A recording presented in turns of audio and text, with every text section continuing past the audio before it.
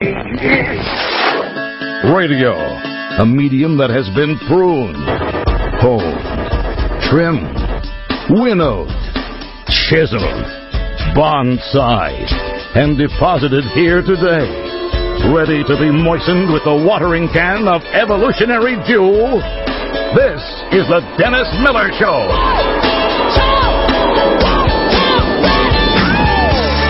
We're going to talk some hardball politics now with our next guest, who is a political pollster / holy man. I'm kidding you, Radhanath. This is author of The Journey Home, Radhanath Swami. Welcome to the show. I'm very grateful, Dennis, for this opportunity to be with you and all of your listeners. Thank you. Wait a second, you're killing me with that voice.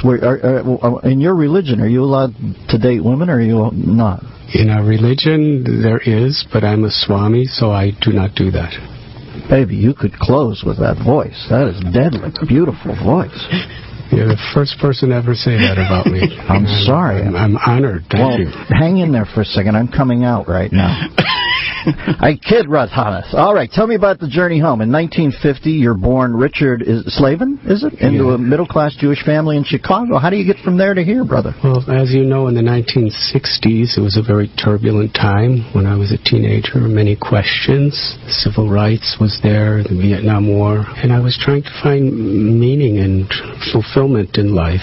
And I remember hearing something that if one doesn't have an ideal that one's willing to die for, one really doesn't have anything very meaningful to live for. So I was trying to find that ideal, and I went on a summer vacation with a lifelong friend of mine, Gary, trying to see how other people in other parts of the world see society, see America, see truth, see religion, and that brought me deeper and deeper into a spiritual search. And eventually, in an island of Greece, I had a calling to go to India. So I hitchhiked from London to Greece, and then Greece through Turkey, Afghanistan, Pakistan to India. Wow. And I studied Christianity and Judaism. In the Middle East, I studied Islam. And then in India, I went to Himalayas and studied Buddhism and different branches of Hinduism, and ultimately came to the path of Bhakti Yoga, where there's the acceptance of one supreme God who's all attractive, all beautiful, and the path of devotion to the Lord is the path that I follow. I'll tell you what, your rhythms are intoxicating, man. What happened in Greece that summoned you to this? You had an epiphany, or or is that too secret to share with us? When you say you were called, just a moment of illumination? It's in the book, so it's not a secret anymore. It used to be. The book is The Journey Home, and the author is Radhanath Swami. I'm fascinated by this because I find your rhythm so peaceful that after talking to you for like 4 minutes here, I'm thinking, yeah, this guy got something. Thank you. Well, I was living in a cave in Crete. Me too, but I didn't find this. And I was going to a mountaintop every day, and I was praying and meditating from sunrise to sunset. And my friend Gary, who, by the way, now lives in Malibu Beach, he was going to the ocean side to meditate and pray. And one day, the intensity of my longing was so great, I was literally weeping and praying for direction. And right at the time of sunset, I heard a voice, and the voice said 3 words. It was a voice from within, and those 3 words changed my life.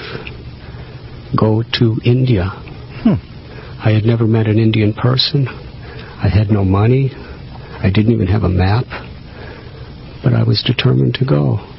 So I went back to the cave, and Gary was sitting there in meditation, in prayer, and he said to me, something incredible happened to me today. I said, what? He said, I heard a voice. I said, well, what did he say?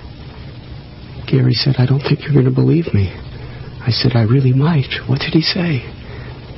He said, I heard a voice that told me, go to Israel. I said, what? Where? He said, I told you wouldn't believe me. I said, no, I believe you. Where? I didn't hear you properly. He said, Israel. I said, well, he told me to go to India. There was complete silence for a few minutes. And then I broke the silence and said, Gary, tomorrow morning at sunrise, I'm leaving for India. I can't wait. I'll hitchhike in the eastern direction, and I believe someday I'll make it there. What a profound moment. Jesus, that's unbelievable. And then Gary he goes back to bed, wakes up a couple hours later and says, I'm going to Malibu. Or did he end up going to Israel? Well, he went to Israel, and then it's a long story, but about a year later, in an abandoned rice paddy, it was raining. I needed an umbrella to walk under, and I was walking under what appeared to be a little old man that was walking. We walked together about 20 minutes, and then the rain stopped, and I said, thank you, and the person turned around, and it was Gary. Unbelievable. So we met in India a year later. He did go to Israel, and he traveled the world for about 7 years after that, to all the major continents, and then eventually went to Malibu, where he's a physical trainer at the Malibu gym, and I'm a Swami living in Bombay, India. You are a switched-on duo, man. This is a movie in itself. It's like the Hardy Boys. Get it? And one day, Gary said to me just recently, "How is it that we can still be friends? Because I'm telling people that if they have a strong, healthy body, they'll be happy. Yes. And you're telling people that they're not the body. The body's a temporary vehicle, and we're the soul, the living force within the body, a part of God." And I said to Gary, you can teach people how to take care nicely of this body, which we believe is a temple of God, and I'll try to tell them what to do inside, and we could be a team. And we've been a team ever since. Very sweet. Well, we're talking to Radhanath Swami. The book is The Journey Home. It traces well, you can hear in that voice, this man has tapped into something primal. In 1950, he was born Richard Slavin in Chicago, Jewish family, and now he's Radhanath Swami. Let me ask you this. You sound so enlightened. Is there a way for you still to be laid low by the vagaries of life? Or, indeed, can you be saddened by a movie? Or I'm intrigued at your level of consciousness. What is your day-to-day like? Is it just prayer and contemplation, or? There is a lot of prayer and contemplation, but then we dedicate a lot of our day to what we call seva, yes, or devotional service, to try to help other living beings, both the body, the mind, and the soul. And we don't believe that we should extinguish our emotions, but we should develop our emotions in a very real and human way, in a way that is in reference to actually helping people, to be when we connect to God's love within our heart, which is dormant within all of us. And we do that by chanting God's names, especially. It's a non-sectarian movement that believes that God has many names, and in each of these names is a divine power that we can connect to. Like the frequency of this radio station, when you tune into a particular frequency, people can hear Dennis Miller, and they're even hearing me today. Yes. And if you tune into another frequency, you get something else. So spiritual life, whether we call it religion or yoga, it's about tuning in to our divine nature, which is within us and which is all around us. And in that divine nature is love for God. And as that love awakens, we become instruments of that love in a form of compassion to others. God. And we believe that this is the real essence of all the great spiritual paths. The differences are external, based on whether it be dogma or historical context or particular forms of ritual.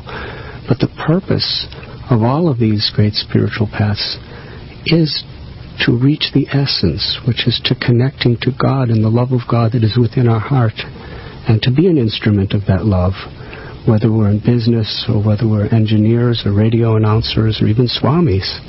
We all, perform our natural duties in such a way that we live with good character, and we have this spiritual practice by which we can express the beauty of our souls in what we do in our life. Well, I'll tell you what, Richard Slavin, you've come a long way, because you sound like such a selfless individual to me. I always admire people who aspire to selflessness. And it sounds like you found your happiness, right? You must be a joyous man.